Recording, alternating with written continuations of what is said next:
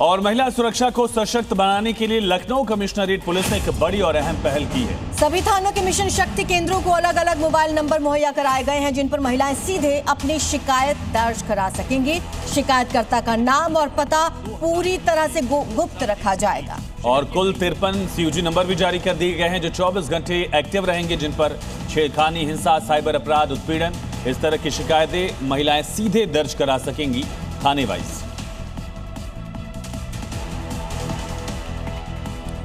Mission शक्ति केंद्रों को अलग अलग मोबाइल नंबर दिए गए हैं। ये बड़ी पहल लखनऊ पुलिस कमिश्नरेट में।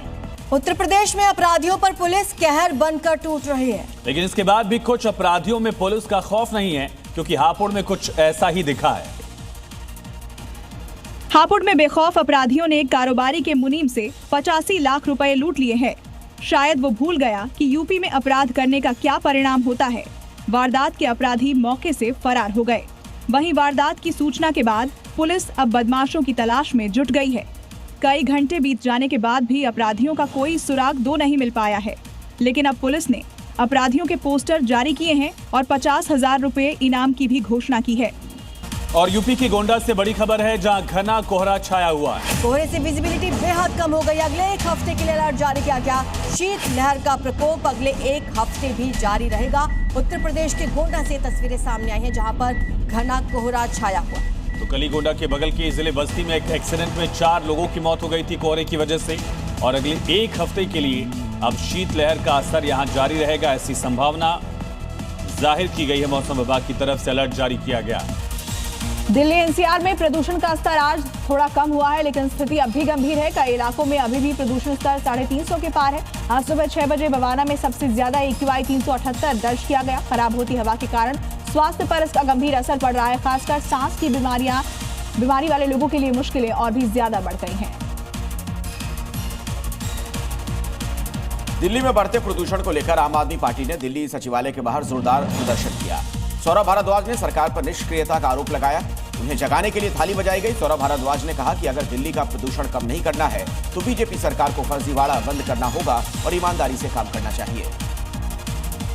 दिल्ली सरकार ने श्रमिकों और कामकाजी वर्ग को राहत देने के लिए अहम फैसले लिए हैं। सीएम रेखा गुप्ता ने कहा कि दिल्ली में दुकानों और प्रतिष्ठानों को 24/7 खुला रखने की अनुमति दी गई है। रोजगार क्षेत्र में महिलाओं की भागीदारी बढ़ाने के लिए उन्हें नाइट शिफ्ट में काम करने की अनुमति दी गई है।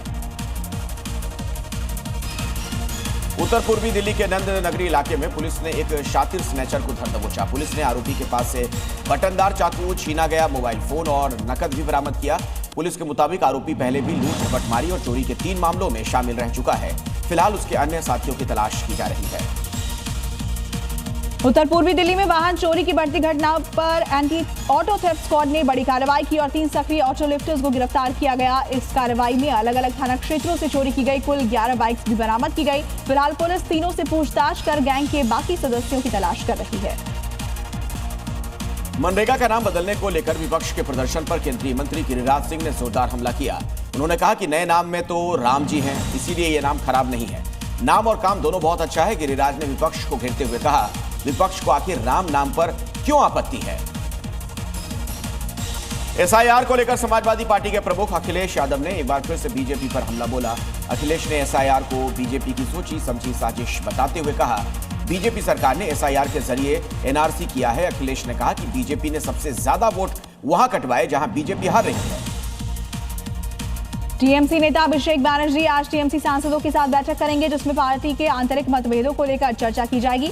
इस बीच अभिषेक बैनर्जी ने बीजेपी को चैलेंज देते हुए कहा कि 2021 में टीएमसी का वोट प्रतिशत जो भी था वो इस बार बढ़ेगा और अगर टीएमसी का वोट प्रतिशत नहीं बढ़ा तो जो बीजेपी कहेगी वो करूंगा। बिहार चुनाव में करारी हार को लेकर वीआईपी प्रमुख मुकेश सहनी ने एक बार फिर से नीतीश सरकार पर हमला बोला। उन्होंने कहा कि जनता हमारे साथ थी, लेकिन आखिरी वक्त बीजेपी ने वोट लेने के लिए 20,000 करोड़ रुपए खर्च किए। मुकेश सहनी ने जनता के साथ हुए धोखे को लेकर धरना प्रदर्शन करने की बात कही।